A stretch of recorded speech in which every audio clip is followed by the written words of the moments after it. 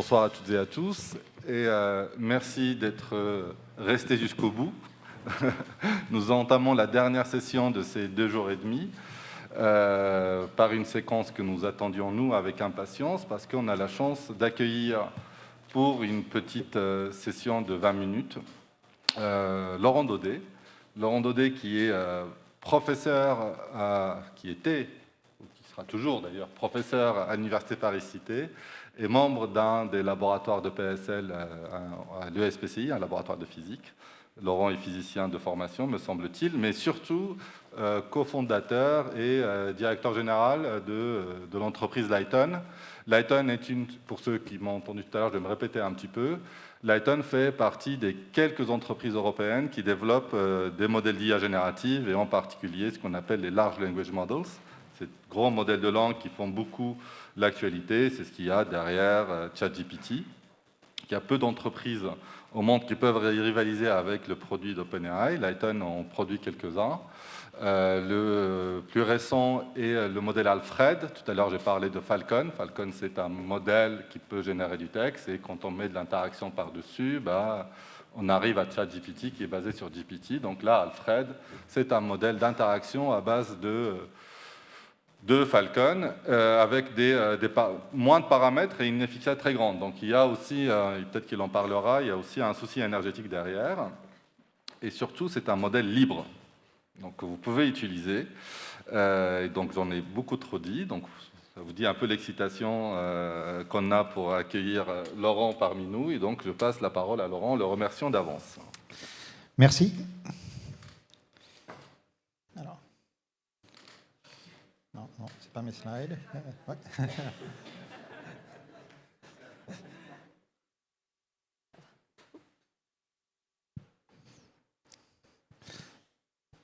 Alors, merci beaucoup pour l'invitation. D'abord, je suis ravi d'être là. Donc, effectivement, moi, je suis cofondateur de Lighton, qui est une entreprise basée à Paris. Donc, c'est vraiment spin-off de la recherche française. On l'a créée en 2016. À l'époque, sur une thèse un peu différente, mais on voyait déjà que l'IA était en train de changer de dimension. Il se passait des choses. On était parti sur le hardware, alors que tout le monde disait non, mais le hardware, c'est une commodity. Maintenant, tout le monde fait des calculs dans le cloud. Et puis nous, on disait non, mais là il se passe des choses. Les calculs sont en train de devenir monstrueux. Et puis la loi de Moore est en train de ralentir. Le hardware, c'est important. Et après, les choses ne se sont pas passées tout à fait comme on avait prévu aussi sur le hardware. En fait, en mai 2020 est arrivé GPT-3, et on s'est dit, ouais, ce truc-là, c'est monstrueux, en fait. Ce truc-là est monstrueux, et on a fait totalement pivoter Lighton pour se focaliser sur cette techno-là. Maintenant, c'est ce qu'on fait. On ne fait plus que ça. On a arrêté notre activité de hardware. Parce nous, on a l'impression... Alors, il y en a qui disent révolution industrielle, je ne sais pas. L'histoire le dira, et je pense qu'il faudra beaucoup de temps pour le juger. En tout cas, pour nous, c'est une révolution de l'IA. Il s'est vraiment passé quelque chose. Là, si je cite un de mes amis et cofondateur de Lighton aussi, qui est Florent Jacala, qui est maintenant prof de machine learning à l'EPFL, c'était 2 jours après qu'il a vu GPT-4, donc c'était en mars dernier, il a dit « Waouh, moi je suis comme l'ouvrier spécialisé qui est en train de voir arriver la machine à vapeur ». Il avait joué, il avait mis les exos qu'il donnait à ses étudiants, il a dit « Ah ben, la machine fait les mêmes conneries que mes étudiants, c'est quand même assez impressionnant, quoi. » Et voilà, il y a un truc qui, pour moi, est le plus frappant là-dedans, c'est la vitesse à laquelle ça va. Donc, effectivement, les gens disent révolution industrielle, peut-être, mais les révolutions industrielles ont mis 50 ans à se déployer. Et là, il y a un truc qui est absolument saisissant, c'est la vitesse dans laquelle vont les investissements, vont les tailles de modèles. Et en ce moment, on est vraiment dans un boom. Alors peut-être que depuis la semaine dernière, le boom est en train d'être fini. Je ne sais pas ce qui se passe avec OpenAI en ce moment, mais ouais, c'est ça. La saison 1 vient de se terminer. J'attends avec impatience la saison 2. La vitesse... Alors là, c'est juste un graphe pour illustrer, mais le truc le plus vertical, c'est les performances de systèmes de compréhension du langage et aussi de génération. Et en quelques années, ça y est, ça dépasse des capacités humaines, avec des benchmarks qu'on peut discuter, mais enfin, peu importe, quel que soit le benchmark, il s'est passé des choses aussi très, très, très récemment là-dessus. Et si on regarde les investissements dans ce type de techno, là, en ce moment, on est sur un trend de x10 par an. C'est absolument dingue, quoi. x10 par an. Je ne sais pas si on a beaucoup vu ça dans l'histoire des technologies. x10 par an, j'essaie de dire en politique, c'est 5% par semaine. Donc, si vous retardez votre, votre décision d'une semaine, il faut mettre 5% de plus en subvention.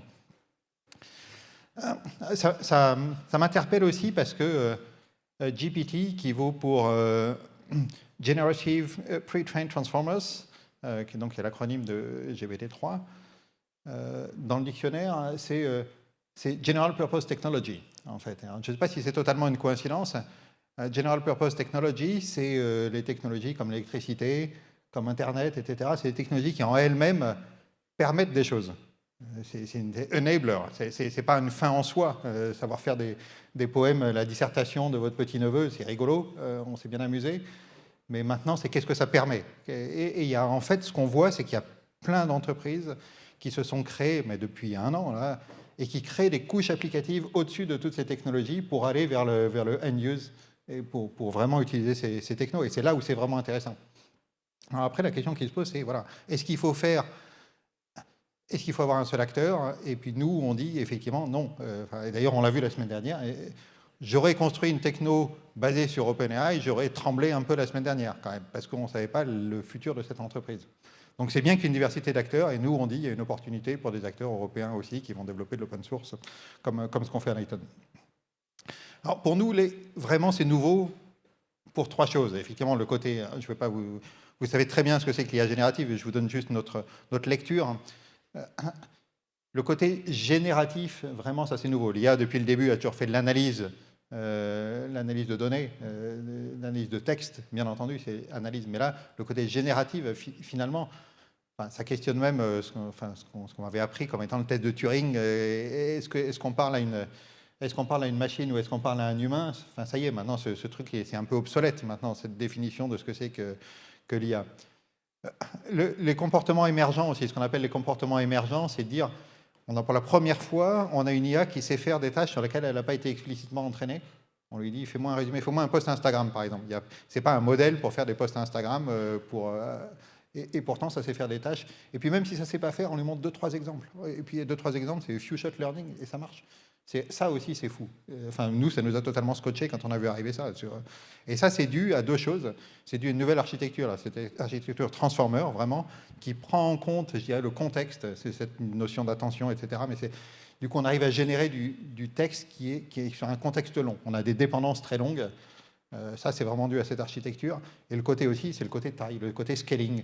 On va faire des modèles à des milliards de paramètres, des dizaines, des centaines de milliards de paramètres. Et vraiment, les scaling hypothesis, enfin, il y a toute une littérature là-dessus, c'est un peu controversé aussi, mais c'est dire, plus le modèle est gros, plus il est entraîné sur des grosses données, et meilleur il sera pour l'émergence de ces nouvelles capacités. Donc effectivement, c'est un peu frustrant, nous, en tant qu'universitaires, se dire la force brute, mais voilà, en tout cas, on est dans un modèle où la force brute permet de gagner en performance. Et quand je dis la force brute, juste pour vous donner un ordre de grandeur, nous, le plus gros modèle qu'on a entraîné, on l'a entraîné sur 3,5 tératokens, ça fait 2 milliers de milliards de mots. C'est à peu près, si je prends un ordre de grandeur de physicien, moi je suis physicien, j'aime bien les ordres de grandeur, c'est à peu près 2 fois le nombre de mots que vous avez à la BNF. Donc voilà, c'est absolument colossal, quoi, la taille des données d'apprentissage. Et la troisième chose, c'est l'interface intuitive. Et c'est ça qui, en fait, finalement, entre ChatGPT et GPT-3, il y a la base technique est la même, mais c'est le côté une interface super facile à utiliser. C'est utilisable en langage naturel, il n'y a pas besoin d'être programmateur, il n'y a pas besoin de connaître Python, il n'y a pas besoin de connaître rien du tout en IA. Tout le monde peut utiliser ça. Et on a vu, on s'est dit, c'est le truc où, ça y est, on est à un moment de l'histoire où l'IA sort du domaine des ingénieurs et des techniciens et des informaticiens et est utilisée par tout le monde. Et on voit dans les entreprises. Maintenant, ce qui est intéressant, c'est que nous, on a commencé à en faire il y a 3 ans. On parlait aux équipes IA, et puis maintenant, ça y est, on parle aux équipes métiers. Et ça, c'est super intéressant pour nous. Et effectivement, hein, donc nous, on s'y est mis en mai 2020, quand on a vu arriver GPT-3. En 3 mois après, on avait accès au supercalculateur Jean Zé, on a fait notre premier modèle. Donc je remercie aussi. En fait, on vit dans un super environnement où on peut avoir accès à des super ordinateurs. Et c'est vrai que les Américains, pour eux, ils n'ont pas accès à ça. Ils ont accès ils ont du capital plus facilement aussi. Mais voilà, il y a aussi des avantages d'être en France. Et pendant 2 ans et demi, effectivement, c'était, je ne dis pas que c'était compliqué, mais on allait voir les entreprises et puis c'était ah ouais, ça semble intéressant, on va voir ce qu'on peut faire. Et puis boum, le tsunami, il n'y a même pas un an. Imaginez, il n'y a même pas un an, qui aurait dit que les scénaristes d'Hollywood allaient se mettre en grève en se sentant menacés par ce type de techno? Mais on aurait dit mais t'es fou quoi, évidemment. Enfin, c'est n'importe quoi. Ça va être les derniers métiers, les métiers créatifs, ça va être les derniers qui vont se sentir automatisé par ce type de technologie. Et non, là on voit les scénaristes d'Hollywood et puis même après tous les mid-journées, enfin, tous les trucs de dessin aussi, quand vous êtes graphiste. Enfin, donc ce qu'on imaginait comme étant les derniers métiers à être automatisés, et là je parlais à des avocats aussi qui me disaient est-ce que je vais être remplacé par des IA? Les métiers à très haute valeur ajoutée sont maintenant, je dirais si ce n'est menacés, en tout cas ça les interpelle, quoi. Il se passe vraiment des choses dans ce type de technologie, et ça c'est vraiment depuis moins d'un an. Et du coup, voilà, du coup pour nous, on a vu arriver des dizaines de modèles, et nous-mêmes à Lighton, on a créé, alors on a compté depuis notre histoire, on a fait 12 LLM, mais il y en a plein dans le monde, il y a toute une diversité, et ça c'est bien, tout un foisonnement, des modèles fermés, des modèles ouverts, des modèles avec plein d'intermédiaires. Et on a passé le cap de qu'est-ce que ça peut faire pour moi? Maintenant, les entreprises, ça c'est vraiment intéressant aussi, elles viennent vers nous et nous disent voilà, pour tel type de cas d'usage, je veux faire améliorer mon support client et je veux utiliser ce type de techno. J'ai utilisé GPT-4 ou ChatGPT, etc. Sur des données anonymisées, ça marche. Maintenant, moi, je veux une installation où mes données ne partiront pas sur les serveurs. Et ça, c'est une de nos spécificités. À Lighton, on va aller installer ce type d'IA générative sur les serveurs des entreprises de façon à ce que rien ne sorte d'un point de vue données là-dessus. Donc ça, c'est un des gros différenciateurs qu'on a. Donc nous, effectivement, on a une stratégie un peu duale. On continue à développer des modèles parmi les plus puissants du monde, hein, comme dit Jamal. Donc on concurrence, on est à peu près au niveau de, pour ceux qui connaissent, GPT Instruct 3.5. Donc c'est des modèles qui sont déjà super puissants, qui savent faire énormément de cas d'usage. On est plus focalisé sur le texte, par exemple, on ne va pas aller regarder les trucs type les graphiques, etc. Donc on essaie d'être... On est plus petit, on est plus focalisé, mais ça répond à quand même pas mal de choses. Notre dernier bébé là s'appelle Alfred V2, il a été release la semaine dernière. Vous pouvez le récupérer, il est open source, il se trouve sur Hugging Face. Et il est spécialisé, lui, dans les systèmes, ce qu'on appelle les systèmes RAG. Là, c'est pour chat avec un... Vous pouvez discuter avec une base documentaire. Vous avez une base documentaire avec plein de PDF, 1000 PDF, et vous posez des questions, et il va vous répondre en citant ses sources. Et puis, voilà, nous, on déploie aussi des plateformes pour les entreprises. Donc, il y a tout un set logiciel qu'on appelle Paradigme qui permet aux entreprises de le déployer sur leur serveur. Il y a une aide au prompt, donc c'est une sorte de copilot pour faire du prompt. Il y a des aides à l'évaluation, parce qu'effectivement, les entreprises voient très bien combien ça leur coûte, mais après, est-ce que ça me fait gagner du temps finalement, et combien? Donc, avoir une sorte de méthodologie d'évaluation de combien ça rapporte sur des cas d'usage précis. Et puis, le dernier, c'est... toutes les variantes de fine-tuning qu'on peut faire. Après, ce qui est intéressant, c'est de prendre des modèles comme ça et puis de dire, est-ce qu'il faut l'adapter à des corpus particuliers en le mettant dans le corpus d'apprentissage? Par exemple, on travaille avec une entreprise dans le domaine médical où ils ont tout un corpus particulier. On va apprendre à un LLM à parler comme un assistant médical. Ou sinon, ça peut être de l'adaptation sur des tâches particulières. Je veux savoir faire, je ne sais pas, un rapport ESG, par exemple, pour des boîtes de finances. Bon, voilà, ça c'est un truc très normé, je lui en montre 40 et après il sait faire. Est-ce que c'est aussi tout ce qui est fine-tuning qu'on appelle du RLHF, Reinforcement Learning by Human Feedback, c'est-à-dire toutes les évaluations que vous donnez sur vos sorties.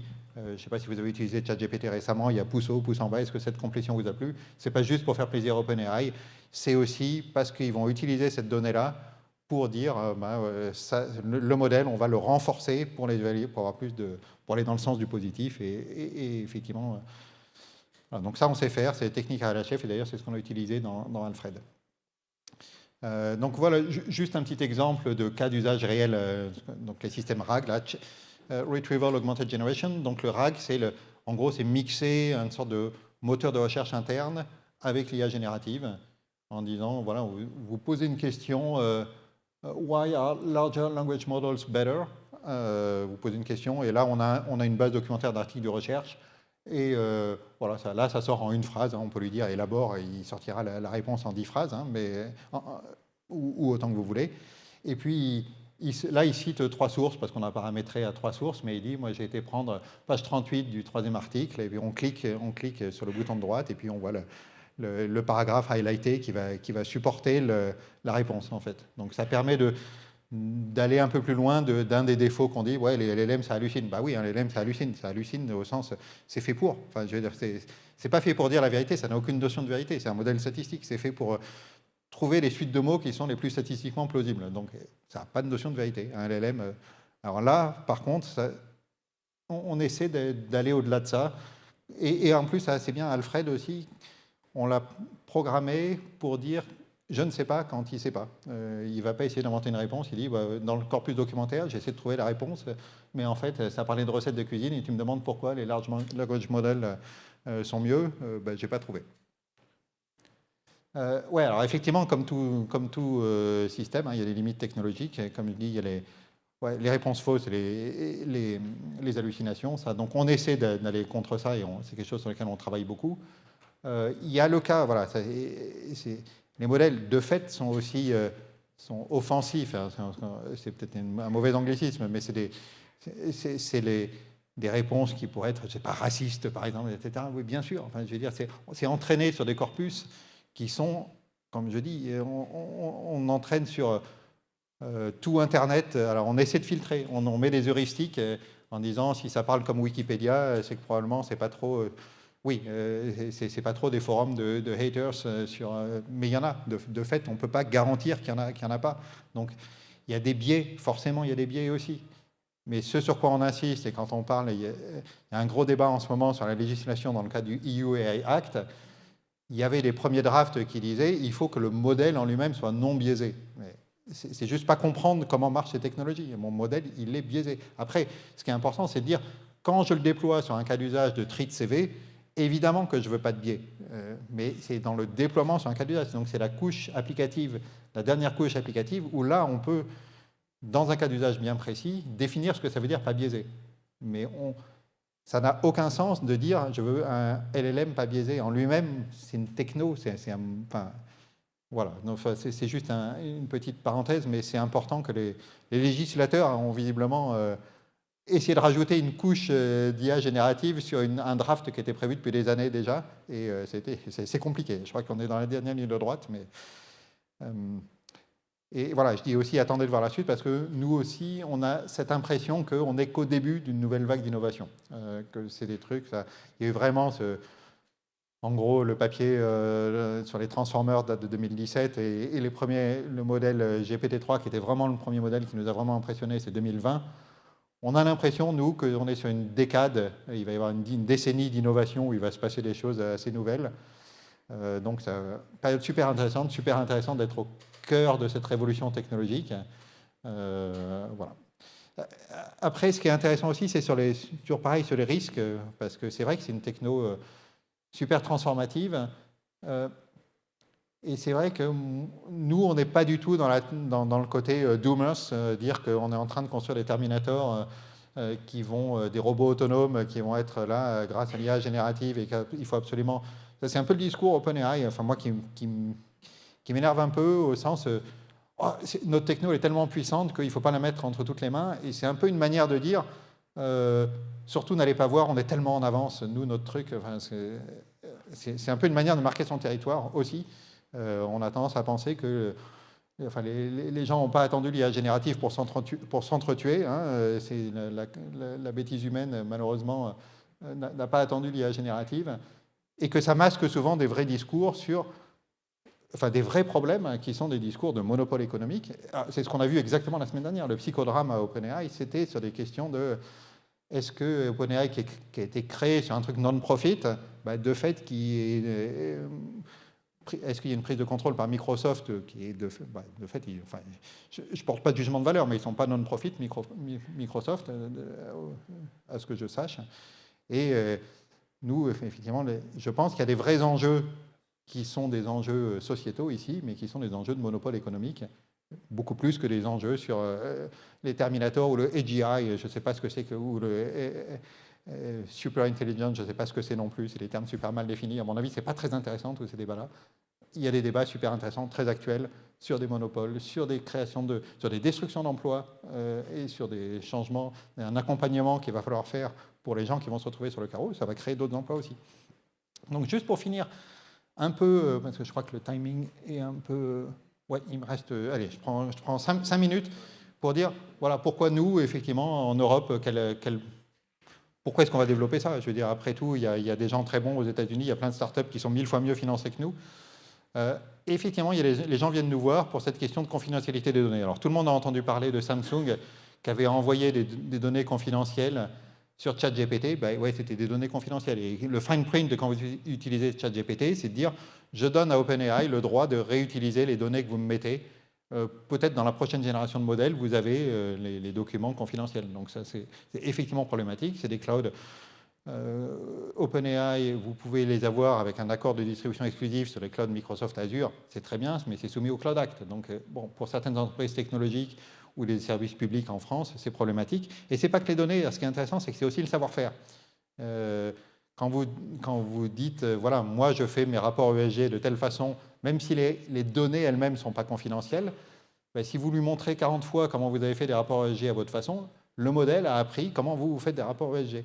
Et une boîte qui s'appelle Jasper, par exemple, qui a levé juste un mois avant la sortie de ChatGPT. Et puis, ben, la nouvelle version, un mois après, ChatGPT, parce qu'ils avaient construit sur GPT-3, Jasper. Et un mois après, ChatGPT sort et savait faire tout ce que sait faire Jasper. Donc il avait quelque part, en construisant sur GPT-3, il avait nourri la bête qui allait le manger après. Hein, et c'était pas la confidentialité des données, c'était plutôt l'usage. Évidemment, il y a une dépendance économique. On ne sait pas quand il y a un seul acteur, c'est toujours un problème et il peut monter, descendre ses prix, etc. Nous, on est plutôt dire que c'est important qu'il y ait une diversité d'acteurs. Une dépendance technologique, bon, on a vu là, comment OpenAI est devenu de moins en moins open au fur et à mesure que ça a évolué. Le papier sur GPT-4 est absolument génial en disant on ne dira pas du tout ce qu'il y a dans la technologie de peur de prolifération. Une dépendance réglementaire, hein, c'est très intéressant de voir aussi qu'il y a des règlements qui sont en train de se mettre en place des deux côtés de l'Atlantique, mais aussi en Chine. Moi, quand Musk dit qu'il y a un consensus, mais c'est derrière behind closed door, je me dis, oulala, j'ai tendance à ne pas être super rassuré, alors que l'Europe semble un peu patiner dans la discussion. Donc il y a des choses intéressantes. Et si on n'est pas aligné entre États-Unis et Europe, il va y avoir un problème, ça risque d'être un peu problématique aussi. Et enfin, ouais, dépendance culturelle. Et le Chinese AI Act est très clair que c'est le troisième article, je crois, c'est tous les modèles de langage, toute cette IA générative should reflect the core values of socialism. Donc au moins ils sont cash. Moi j'aime bien les Chinois. Au moins ils sont. Un LLM n'est pas neutre. Un LLM, statistiquement, c'est entraîné sur un certain corpus. On a dit qu'il y a des sujets autorisés, il y a des sujets pas autorisés, etc. Un LLM, ce n'est pas objectif. Donc voilà, je trouve que c'est important qu'il y ait aussi une diversité d'acteurs et c'est aussi une des raisons d'être. Toutes ces raisons-là font que nous, on plaide pour la diversité d'acteurs. Il y a plein de gens qui viennent nous voir aussi pour ça en disant c'est important qu'en France, il y a des entreprises. Il y a Mistral, il y a nous, on a chacun notre place et il y a un marché absolument énorme. Juste pour finir, effectivement, sur le côté encore un peu stratégique, il y avait un article récent qui est sorti en disant « Whoever controls language models control politics ». Et je pense qu'effectivement que ça a une implication assez profonde sociétale. La façon dont on parle, bien entendu, c'est de la politique. Et voilà, celui qui a dit « Whoever control AI control the world », c'est un grand démocrate qu'on connaît bien. Donc lui, effectivement, il a compris que l'AI et la politique, c'était lié. Voilà, j'ai fini juste pour mentionner, effectivement, Jamal a mentionné la BD Dream Machine que j'ai sortie récemment. Et c'est un peu là-dessus, d'ailleurs, avec un dessinateur indien, on s'est dit, il se passe vraiment quelque chose de profond, là, et les gens ne comprennent pas trop ce qu'il y a dedans. Et c'était vraiment le premier objectif, c'est un objectif pédagogique sur expliquer qu'est-ce que c'est cette technologie, comment c'est construit et comment ça pourrait être détourné. Alors évidemment, il y a un scénario un peu catastrophiste là-dessus, mais voilà, c'était un peu notre enjeu de dire c'est important que les gens comprennent les enjeux, ce qu'il y a derrière et se posent des questions plutôt qu'avoir des réponses. Donc voilà, c'est disponible dans toutes les bonnes librairies, comme on dit. Merci.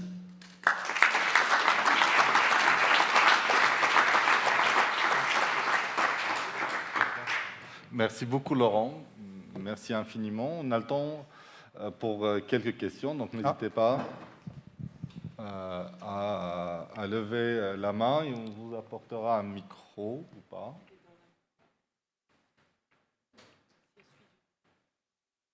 On a une question là-bas. À la rigueur, assis-toi. Oui, si tu veux te reposer. Hein.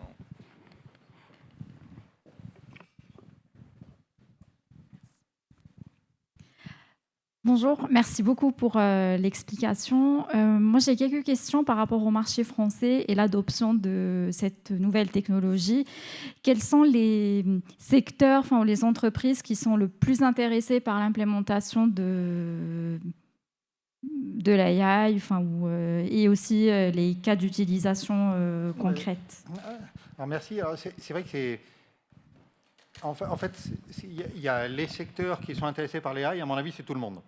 C'est tout le monde, personne ne peut ignorer l'AI, parce que de fait, c'est... enfin, tous secteurs travaillent avec du texte, etc. Nous, après, il y a ce qu'on fait nous à Lighton, où comme on insiste beaucoup sur la confidentialité des données et qu'on va aller installer l'AI sur nos propres serveurs, sur les serveurs des entreprises, pardon, justement, au contraire, c'est pas sur nos serveurs, c'est chez nos clients. On parle avec des gens type banque, assurance, données de santé, données de ressources humaines, et puis défense et haute technologie, pour qui c'est hypersensible. C'est la première raison, mais on parle aussi avec des gens, par exemple, secteur du luxe, secteur de la grande distribution, secteur des services en général. C'est très, très multisectoriel. Moi, je dirais que un peu, nous, notre séparation, il est plutôt, on va aller viser plutôt les grandes entreprises ou le secteur public aussi, où il y a déjà des équipes... on ne fait pas on fait pas des produits super verticalisés, super finis. Il y a des entreprises qui font des produits très verticalisés, qui peuvent s'adresser du coup à des plus petites entreprises. Voilà. Donc, c'est un peu notre segmentation. C'est vrai je pourrais en parler pendant des heures. Hein. Il y a le marché, à mon avis, évolue aussi, a pris une grande maturité en quelques mois. Donc, c'est encore un marché très évolutif. Ouais, ça va être intéressant de voir. On est dans une phase encore de découverte. Hein. Il n'y a pas encore eu 25 000 cas d'usage où les gens disent « j'ai utilisé l'IA générative et ça m'a fait gagner tant. » Il y a des cas. Il commence à y avoir des cas d'usage où il y a eu très concrètement des retours sur investissement réels. Il y a des entreprises qui ont fermé ou qui ont viré des gens dû à l'IA générative. Donc on voit que ça a déjà de l'impact. Voilà.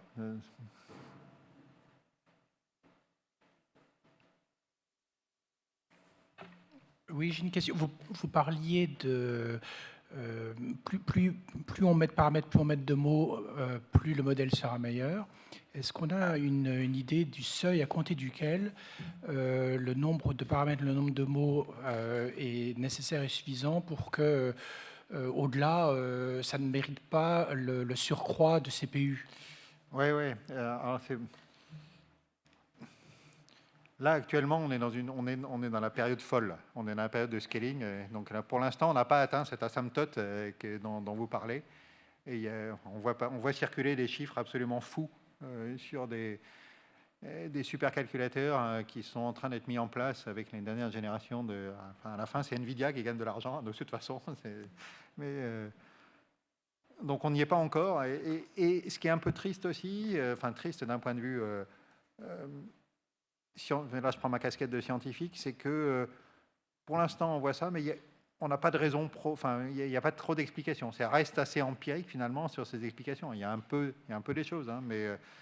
donc pour l'instant, on est encore en phase de découverte. Alors, il n'y a pas que le nombre de paramètres, il y a aussi beaucoup la quantité de données d'apprentissage et la qualité des données d'apprentissage.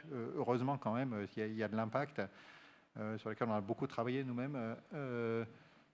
Mais alors, ça, c'est vraiment la taille pour les plus gros modèles, les plus performants, ceux qui vont, etc.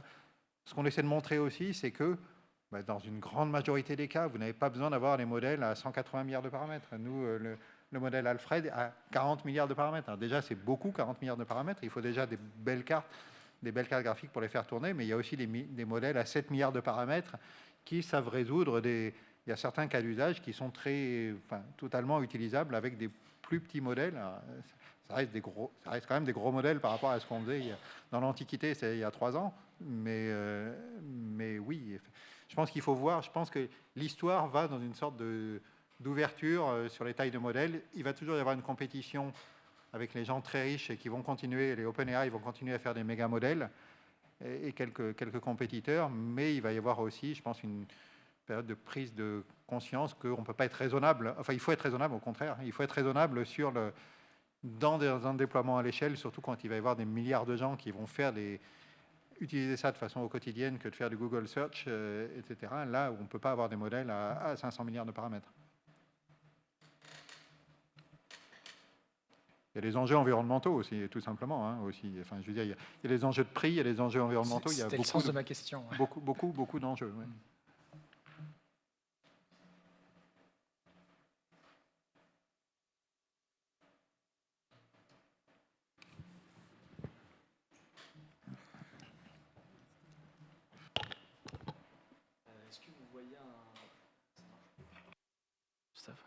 Est-ce que vous voyez un bel avenir au modèle open source comme le vôtre, Alfred?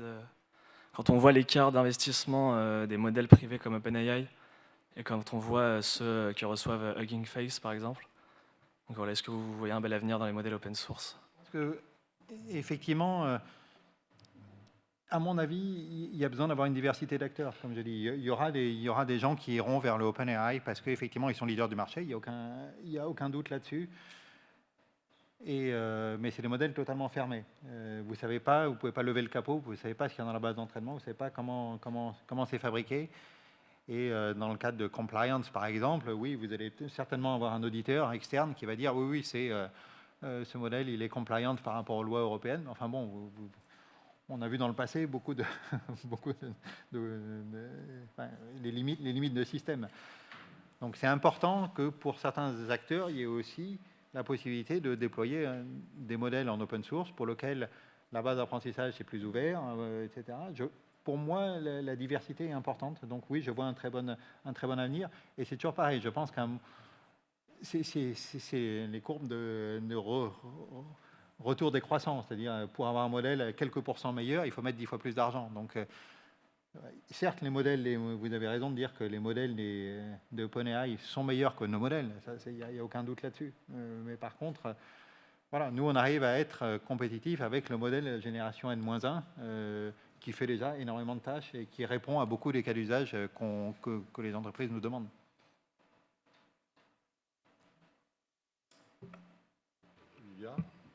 Oui, j'ai bien compris que votre modèle, il était en open source, ce qui me semble très bien, mais j'ai pas bien compris du coup quel est votre business model derrière par rapport à OpenAI, par exemple. Alors nous, notre business model, il est sur cette plateforme. En fait, moi, j'ai toujours la métaphore de l'automobile. Le LLM, c'est le moteur de la voiture. Et vous, ce que vous voulez, c'est un service pour aller du point A au point B. Donc vous avez un moteur de voiture, vous ne savez pas en faire grand-chose en fait. Et donc lui, il est open source. Donc nous, on a toute cette suite logicielle qui, elle, est propriétaire, qui permet de déployer à l'échelle sur n'importe quel serveur, même du on-premise strict, des serveurs qui sont à peine connectés à Internet, pour les applications un peu défense, des trucs un peu super sensibles, on sait le faire. On s'est déployé sur n'importe quel environnement, donc même ça, le déploiement, c'est pas évident. On a toute une plateforme qui permet aux utilisateurs vraiment de tirer le maximum de jus de ces LLM, comme une aide au prompt, une aide à le déployer dans des applications, dans des couches applicatives.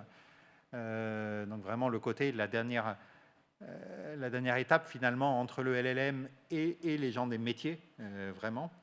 Et puis toutes ces possibilités aussi d'adaptation à des corpus particuliers, adaptation à des langages particuliers, adaptation à des cas d'usage particuliers, adaptation encore à des infrastructures particulières. Donc c'est comment on repeint le LLM aux couleurs de votre entreprise et de vos besoins. Donc, et ça c'est propriétaire, ça c'est du soft qu'on loue, enfin qu'on licence. On a des licences annuelles pour les entreprises au nombre d'utilisateurs.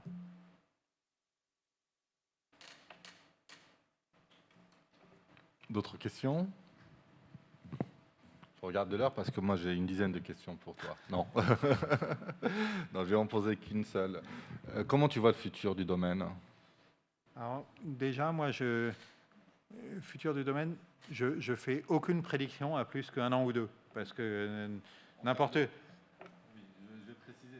Lighton, tu ne l'as pas dit, mais il y a aussi des doctorants, il y a de la recherche qui est faite là-dedans. Donc, vous ne faites pas que de développer des choses qui existent dans l'état de l'art, vous travaillez à faire l'état de l'art. Donc, quels sont les sujets, comment vous orientez vos recherches dans le domaine? Oui, effectivement. Donc, les sujets qui nous semblent, qui ont été un peu mentionnés, c'est-à-dire comment on fait de l'adaptation par rapport à des cas d'usage, comment on fait vivre des modèles aussi. C'est-à-dire, actuellement, les modèles génératifs comme ça, on prend une photo de l'Internet, fondamentalement de l'Internet à un instant donné, mais il faut réentraîner les modèles de zéro. OpenAI réentraîne ces modèles tous les 3 mois, ils prennent une nouvelle photo d'Internet, etc. Enfin, quand le premier modèle GPT-3 est sorti en mai 2020, il y avait un petit problème, c'est qu'il ne savait pas ce que c'était que le Covid, par exemple. Alors, c'est parce qu'il avait été entraîné sur des données de 2019, et mince, il y a 3 mois avant, avant la sortie, il y a eu un événement majeur qui a impacté le monde entier. Voilà, donc c'était problématique. Et effectivement, donc, comment on met à jour en temps réel des LLM, ça, c'est des vrais sujets pour nous. Et après, il y avait cette question aussi qui a été posée sur comment est-ce qu'on fait des modèles plus petits, qui passent plus à l'échelle de millions d'utilisateurs. Pour nous, c'est des vrais sujets aussi. Est-ce que vous envisagez les interactions entre différents modèles pour qu'il y ait une coalition de modèles pour résoudre des problèmes plus complexes? Déjà, des modèles comme GPT-4, de toute façon, c'est déjà du mixture of experts, comme on dit. Hein. Donc, il n'y a pas un seul modèle, il y a 4 ou 5 modèles, je crois, qui sont concurrents, qui vont collaborer sur des questions précises. C'est d'ailleurs les limites au scaling, quoi. On peut pas, à la fin, on ne peut pas scaler infiniment les modèles. Du coup, on va faire collaborer différents modèles. Et bien sûr, oui, ça, c'est des enjeux oui, qui sont dans le pipe. Il n'y a pas d'autres questions. On va remercier... Ah, il y en a une. La question de la dernière chance. Vous venez de parler de l'enjeu de mettre à jour les IA. Est-ce que vous pouvez un peu développer quels sont les défis ou les avancées qui existent déjà à ce sujet? Merci. Oui, alors après, c'est des sujets qui sont très complexes, hein, parce qu'on se rend compte que, par exemple,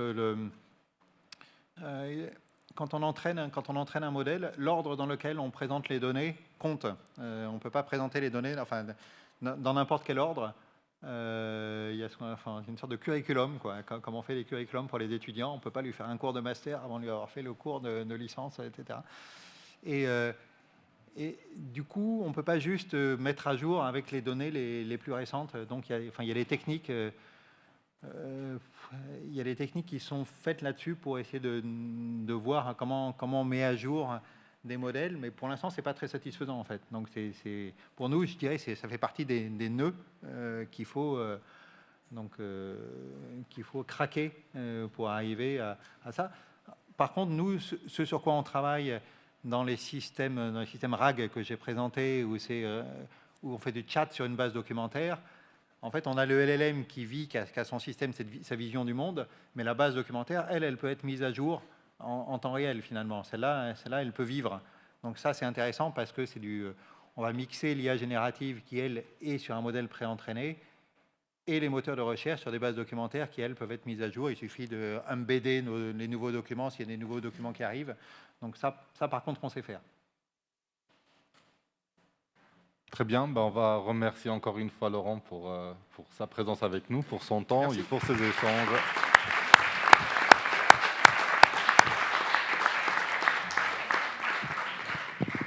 Et donc, je vais inviter mon collègue et ami Bruno Bouchard pour dire quelques mots de clôture de ces 2 journées. Ah oui, non, mais pardon, j'ai hâte d'aller... Non, mais tu peux m'inviter quand même. Stéphanie qui a une annonce à faire. C'est Pierre, hein? Ok. Non, c'est Bruno. Passe la parole à Stéphanie qui la passera à Pierre. Oui, enfin juste on va remettre, avant de vous passer une dernière fois la parole pour clôturer, le prix du meilleur poster. Et pour l'introduire, je voulais que Bruno Bouchard, notre vice-président recherche, dise quelques mots en ouverture. Oui, alors donc je vais être très rapide et puis après on passera à la remise de prix. Vous voyez qu'on a bien préparé la fin de la journée. Je pense que tout le monde est très fatigué. Non, bon, évidemment les doctorants c'est quelque chose de très très important pour nous. Je suis vice-président recherche, mais enfin tout le monde en est convaincu. Et donc dès la première édition de ces Dauphine Digital Days, on avait souhaité qu'il y ait une session poster pour mettre en valeur leurs travaux. On souhaite qu'il y ait de plus en plus de doctorants, également des autres disciplines qui présentent des travaux autour de l'IA, soit sur l'impact de l'IA, que ce soit dans les entreprises, dans la société, ou sur l'utilisation de l'IA comme outil technique dans d'autres domaines scientifiques. Ça, c'est quelque chose qu'on essaie de promouvoir, en particulier grâce au soutien des partenaires du Cercle Dauphine numérique, qui nous permet de lancer ce dispositif qui était assez original, enfin qui est toujours assez original d'ailleurs, parce qu'on est les seuls, de tests binomés où on prend 2 étudiants de 2 disciplines différentes qui travaillent sur un même objet, mais du point de vue de leur discipline, en échangeant sur des périodes régulières, donc typiquement tous les mois, ils ont une petite séance de travail, ce qui évite de rentrer dans les écueils des thèses purement bidisciplinaires où à la fin on ne sait plus dans quelle discipline on en est, et qui permet par contre vraiment de nourrir les disciplines, donc typiquement... on a une thèse qui a été montée entre le laboratoire d'informatique et le laboratoire de sociologie sur la notion de fairness. Voilà. Comment est-ce qu'on parle de fairness du point de vue sociologique? Comment est-ce qu'on essaye de l'implémenter dans les algorithmes? Et ça, c'est une des opérations qu'on a pu monter grâce au soutien de nos partenaires. Et puis, importance des doctorants aussi. On avait, pareil, c'était quelque chose d'assez original, lancé une formation pour les formateurs au sein de Dauphine, en suggérant à nos collègues des sciences humaines et sociales de venir se former aux techniques de l'IA pour ensuite monter des curriculums et encadrer des thèses, mais dans leur propre discipline, qui font appel à ces technologies-là. Vous avez vu, si vous étiez là cet après-midi, par exemple, Fabrice Riva, qui vous a montré le MOOC qu'il a mis en place. Il a été de la première promotion, en fait, de cette formation-là.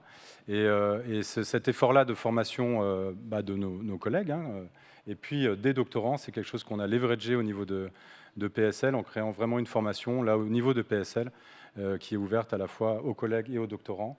Et voilà, c'est quelque chose qui est extrêmement important pour nous et je voulais insister là-dessus au moment où on allait remettre le prix. Et maintenant, je te laisse la parole. Merci, je vais peut-être appeler les membres du cercle à me rejoindre. On va remettre le prix dans l'ovale, à l'intérieur de l'ovale. Vous avez pu effectivement voir tous ces posters au cours de la journée. Moi, juste en 2 mots, je suis Pierre Laniret et je suis l'animateur, on va dire, de ce cercle de partenaires Dauphine numérique. Je vous en prie. Le cercle de partenaires Dauphine numérique qui réunit 4 entreprises. Malheureusement, la Caisse des dépôts, qui est un des membres fondateurs, n'a pas pu être représenté aujourd'hui. Mais sinon, il y a Grant Thornton, représenté par Nicolas Gagné-du-Parc, CGI, représenté par Jean-Pascal Boutier, et Orange.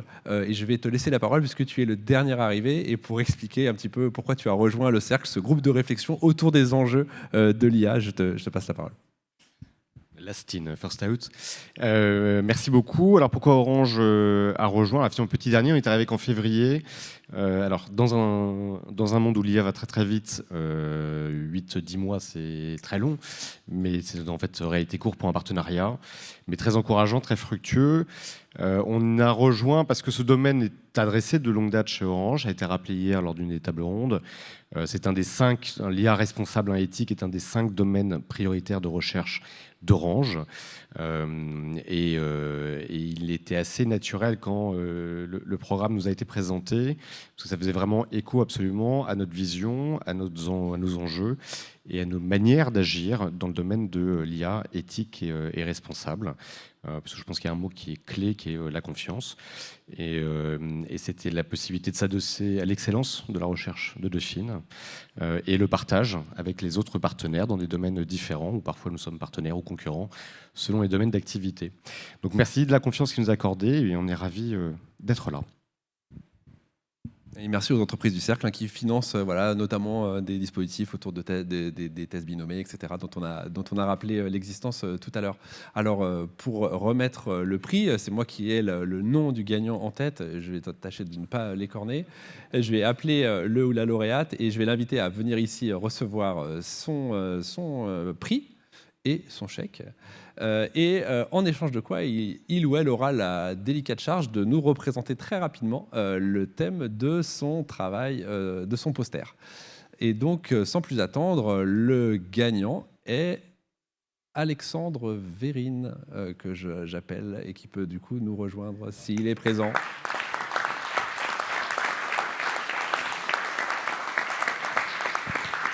Félicitations.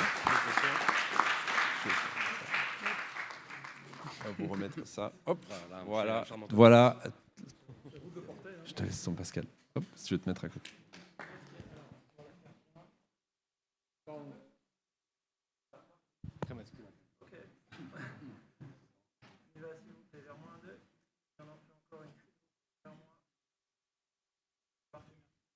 Alors Alexandre, le thème de votre poster. Alors déjà, merci. Merci, bravo et merci. Merci à Stéphanie d'avoir tout organisé. Bravo aux autres doctorants qui... Merci aux autres doctorants qui ont aussi présenté des travaux extrêmement intéressants. Et merci à Jamal qui fait beaucoup pour notre équipe de ML pour rester compétitive. Voilà, donc ça c'était le petit mot. Et après, donc, ce que j'ai présenté en termes de poster, c'est un rappel direct. Je travaille donc sur les IA génératives. Et l'idée, c'est de travailler sur le compromis que doit faire une IA dont l'expressivité est limitée. On peut avoir des modèles gigantesques, mais on va préférer avoir des modèles petits. Et l'idée, c'est de soit chercher à avoir un modèle qui va être très bon dans une tâche, ou être un peu moyen un peu partout. Et donc l'idée, c'est de comprendre pourquoi est-ce que les modèles actuels sont soit très bons dans les petites tâches ou moyens un peu partout, et d'essayer de pousser des modèles à l'entraînement à être capables d'être précis ou diversifiés. Voilà, merci beaucoup.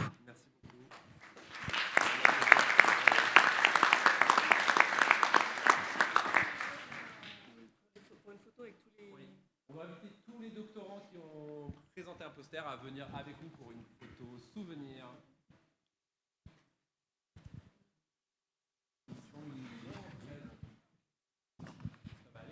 Bon courage pour l'endosser. Je sais même pas comment ça marche. On fera un Lydia.